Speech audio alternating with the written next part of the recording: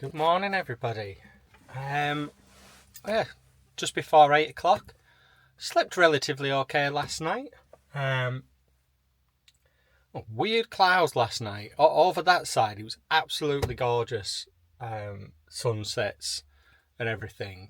And over this side, there was the most horrendous looking black cloud in the world.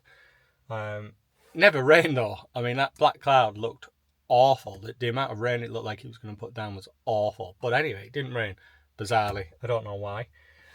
So today's little journey, we are heading over to Croglin, which is the other side of Carlisle. And then we're heading over to Scotland onto the west coast. But as we do that, we're going to stop at Burgh Marshes to see, I think it's James I monument. I'll tell you a little bit about James I monument when we get there. So yeah, a bit of driving this morning to start with. Had my breakfast. Adventure dog is all ready to go, as she always is, and yeah. Yeah, so we'll see where we get to. Should be a lovely drive out there. Nice country lanes and things today. Shouldn't be too bad early in the morning. Not a lot of traffic around actually coming up yesterday,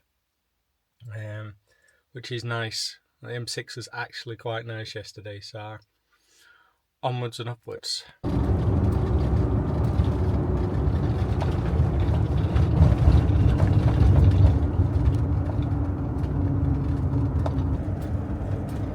Gingerly I approached her to ask her whether or not I could perhaps use the piano in as much as it can help. When I first started hearing the scratching, I was too depleted to move to check it out. Walking from my bed to my front door, that drive has unfortunately suffered a little bit. But I have no intention of stopping night drive.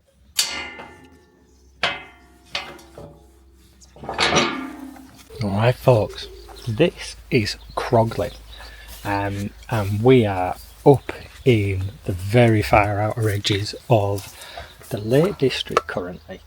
And it's a very peculiar little place. It almost reminds me a bit like Royston Vasey. And Croglin has a very interesting story. So back in, I think, the mid 1800s, there was a story told that at Croglin Grange, an attack took place by what was described as a vampire. And the two brothers of the lady that was attacked chased the vampire here to Croglin, to the chapel at Croglin, where they discovered the vampire entombed here and subsequently dispatched it.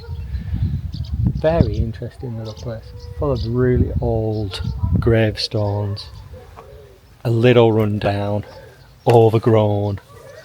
You have the mighty hills of the Lake District, kind of on the far outer edges of the Scottish Lake District hills in the background. I would imagine there's a strong mining history here as well, looking at the surrounding hills and what's left. Beautifully quiet place though. But yeah, tell you a little bit more about it in a voiceover, I think. What an absolutely stunningly spooky place. Love it. Imagine waking in the dead of night to find a face staring at you through your bedroom window. And that's exactly what happened, according to legend, at Croglin Grange in Cumbria. In the late 1800s, a young woman named Amelia was living in the isolated farmhouse when she spotted a thin, ghastly figure creeping across the garden. To her horror, it forced open the window, entered the room and bit her on the neck before disappearing into the darkness. But when the attacks continued, Amelia's brother decided to fight back. One night they waited with a pistol and, as the creature approached the house, they fired, apparently wounding it. The next morning they followed a trail of blood to a nearby churchyard, and inside a crypt they discovered a remarkably well-preserved corpse with what happened to be a fresh gunshot wound. Convinced they had found the vampire, they burned the body and the attack stopped.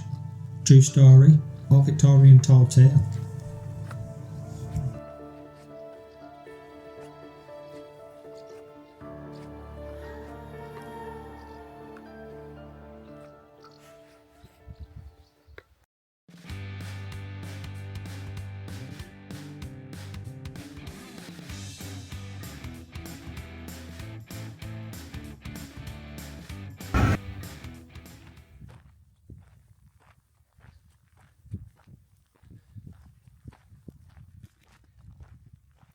Right, folks, we are at our second stop on day 2, and today we're going to see Edward I monument. Now, this monument was built kind of the 1600s.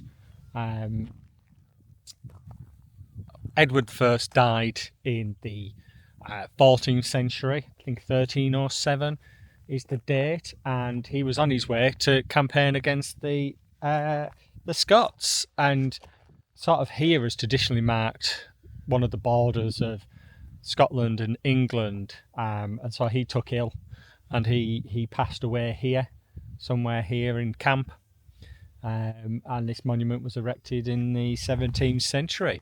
So we're going to have a wander down. It's bloody glorious down here today, again on the actual fantastic Solway coast. So we're going to have a wander down now. I've decided to let Titbag off to lead, and we'll see how she gets on today. Oh, no, massive freaking tractor coming. Hang on.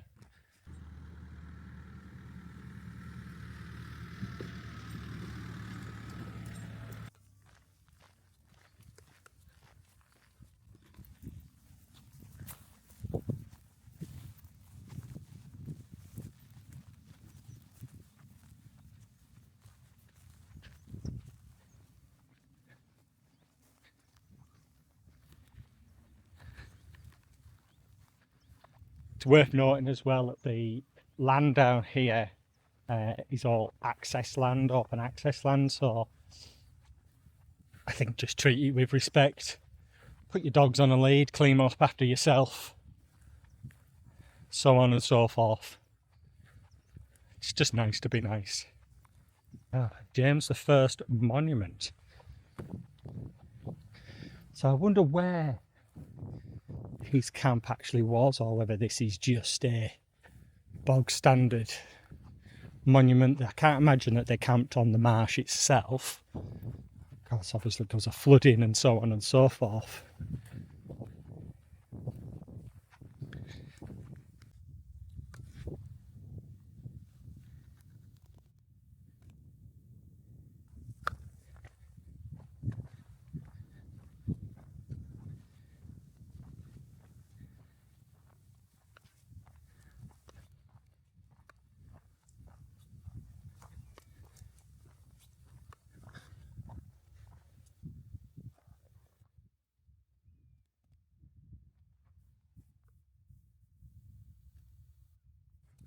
So from a distance, as you come through the gate, I spied that there is what appears to be a bunker. So I'm going to assume that it's a World War II bunker, because that's what it appears to be. So I'll pop over there while we're here and we're going to have a look at that. Might as well. Yeah, so as you can quite, it's quite a substantial brick building. I'm not going to go in because the floor is just basically cow poo. But I wonder what it was for. If anybody knows, let me know. It's quite an interesting building. It's just kind of set out here on the Solway coast, so I'm wondering whether it was a bunker watch emplacement, or possibly the Germans invading from that side on onto here, because it's quite flat ground, but there's not a lot of other bunkers here. It's a very peculiar place, but it looks like it may have been part of a larger. Obviously there's another floor there. Is it in post holes? There would have been post holes for joists, concrete joists maybe, so maybe it would have carried out onto this section here. Interesting. So yeah, Solway coast, folks. Say goodbye to Britain, and we shall shortly be going into Scotland.